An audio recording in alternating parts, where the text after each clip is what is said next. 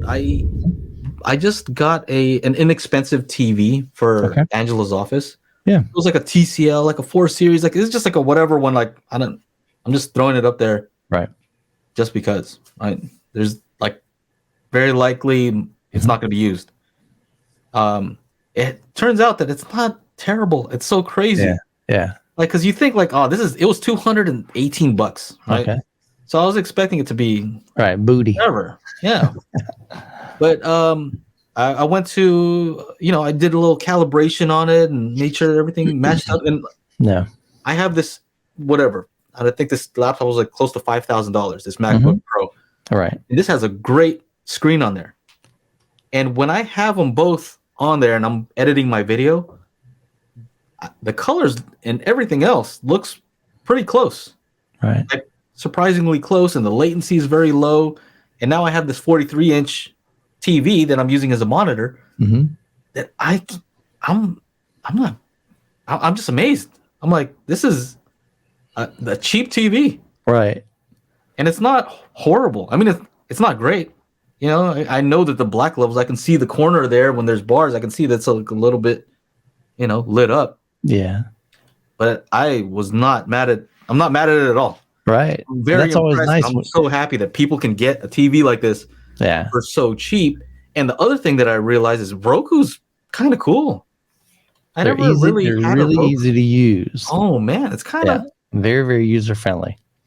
Yeah, so I bought the Apple TV 4K. I got one for the living room and for the bedroom because I wanted to be able to watch something that might scare the kids because whatever, loud sounds or people arguing, whatever, maybe they're saying inappropriate, they have inappropriate language, whatever. And so I wanted to be able to listen with headphones or earbuds or whatever. But I also wanted to watch with my wife. Yeah. And so that's why I bought the Apple TV, but we also had to buy the, AirPods Pro. So that kind of got expensive pretty quick, right? Mm-hmm. Well, with this Roku, I didn't know, but you can have it set so that you're watching on the TV, and then if you have the Roku app, you can send the sound to your phone, right? And it can connect with the 4 phones. Right.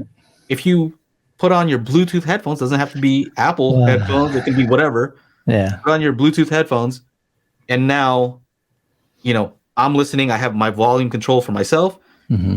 She can open up the app on hers, send the audio there, put on her headphones, and now we're doing the exact same thing that the Apple TV could do. Right. I think it's called private listening mode or something like that. And I'm like, that is kind of crazy. Yeah. They need to advertise that a little bit more because I bought the Apple TV specifically for that purpose. Right.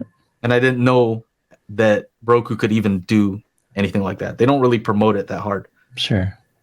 So I don't know, kind of a cool little feature. Do you have a Roku? I do not. My girls have it on their TV because we haven't had a TV in 16 years in our living room. Mm-hmm. So our living room just for family time, sitting around talking. But the girls all had a TV in their bedroom. When Jacob lived here, he had a TV in his bedroom because we got 3 kids' bedrooms. 2 of them shared a bedroom. But they have, I know Rebecca has Roku in hers. That was the first time I'd ever seen it. So it was just super user-friendly. Definitely like that. But then, I got the Hisense 85-inch, and we've been watching. Matter of fact, as soon as we're done with this podcast, I got family time.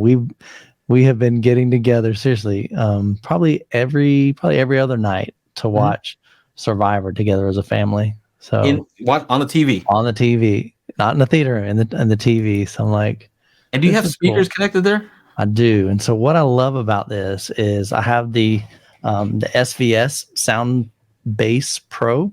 Okay.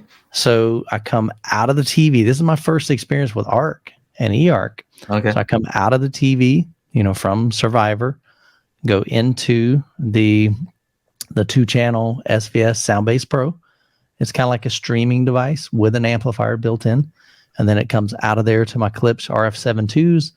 And it sounds awesome, man.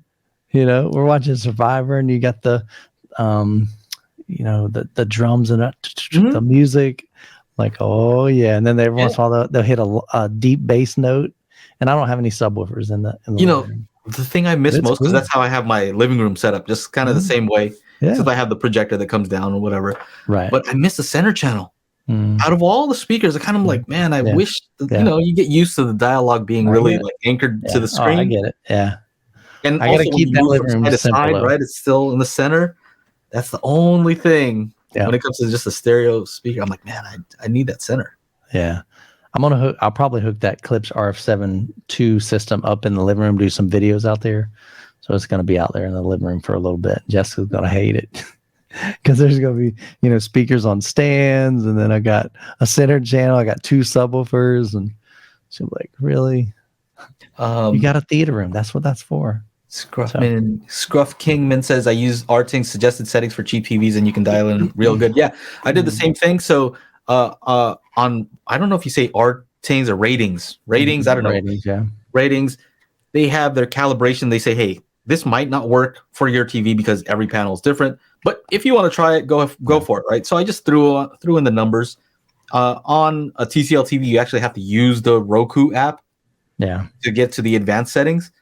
Enter in their custom white balance settings there and, color space settings. I tried that. I'm like, oh, that looks a lot better. In my case, it did look better. So, that's what I did. Let's see here. Audio sync is pretty good too. Yeah, when you're using the app to do it, it is good. What else? And somebody said it's a shame that it doesn't do the spatial stuff, but the thing is with Apple TV, the moment you connect to headphones, the spatial stuff goes away anyway. Make sure to join us every Monday for our live stream at 4 p.m. Pacific, 7 p.m. Eastern at youtube.com/Daily HiFi.